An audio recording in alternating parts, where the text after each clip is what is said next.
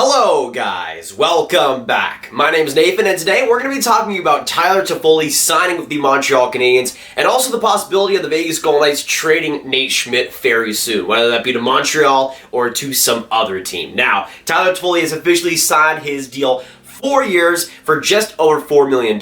So what do I think of this deal and how do I see Toffoli affecting the Montreal Canadiens? Hit that subscribe button for more content just like this one because we're going to get straight into it. So the official deal for Tyler Toffoli right now at the moment, 4 years for $4.25 million. And personally, I love this deal for Montreal. Now, Tyler Toffoli is a right winger, so I'd guess he would play on the second line. Potentially. I mean, I'm not sure how they would mix Toffoli, Gallagher, and Josh Anderson, but the thing stays. I mean, Tyler Toffoli, even if he plays on like the third line, power play time, that's still an excellent deal for the Montreal Canadiens.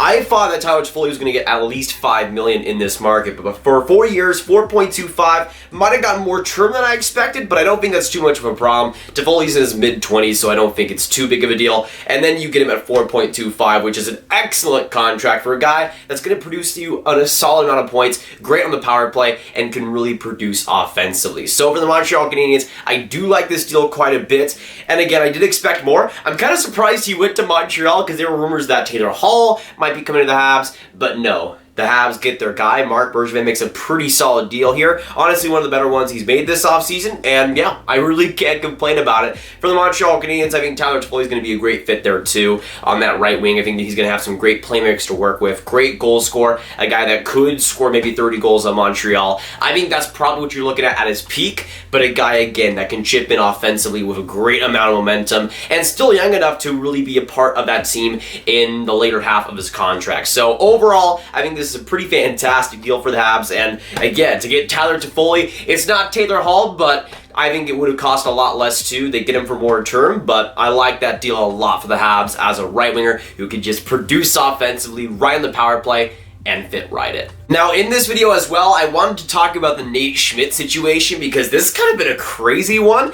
As a top four defenseman, I think Nate Schmidt has a lot of value on the market, but we thought he was going to be traded by the Florida Panthers. That was pretty much confirmed by Andy Strickland. And then, apparently, he wasn't being traded to Florida, but there was a deal in place, and then we never heard what deal that was, and we're still waiting right now. Now, I have Nate Schmidt in the thumbnail, but I don't know if it's going to be Montreal as a fit, but Nate Schmidt, quality defenseman who, I don't know, didn't really have the greatest playoffs for Vegas, but I think when he is on his game 100%, that's a great power play offensive guy who doesn't really skip a beat too much defensively, isn't anything major, but it isn't too bad either. So a quality top four, maybe even top pairing option for a few teams. So that's a player that could be moved in the next little bit. And the reason Vegas is trading him is because they want to make the cap space for Alex Pietrangelo. They already traded Paul Stastny, and they might look to trade Nate Schmidt. Now, I really am convinced that they've already tried to trade Marc-Andre Fleury because that would make a lot more sense than trading Nate Schmidt, especially on that D-core.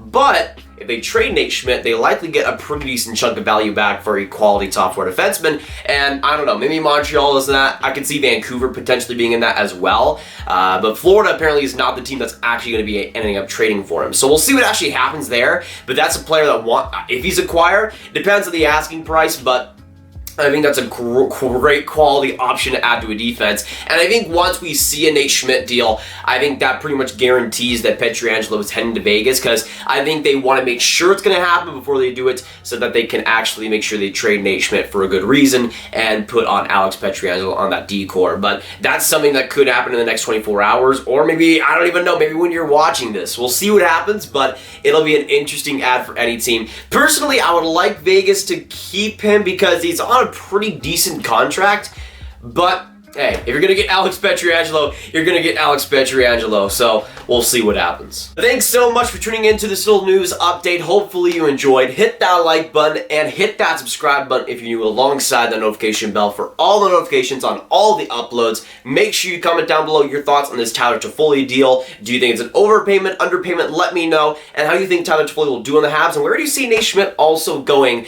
through trade in this free agency? Make sure you share this video with your friends. Get the news out there as well. And click on this card for all of my NHL trade rumor videos right in one playlist. My name is Nathan, and I'll see you in the next video or stream. Goodbye.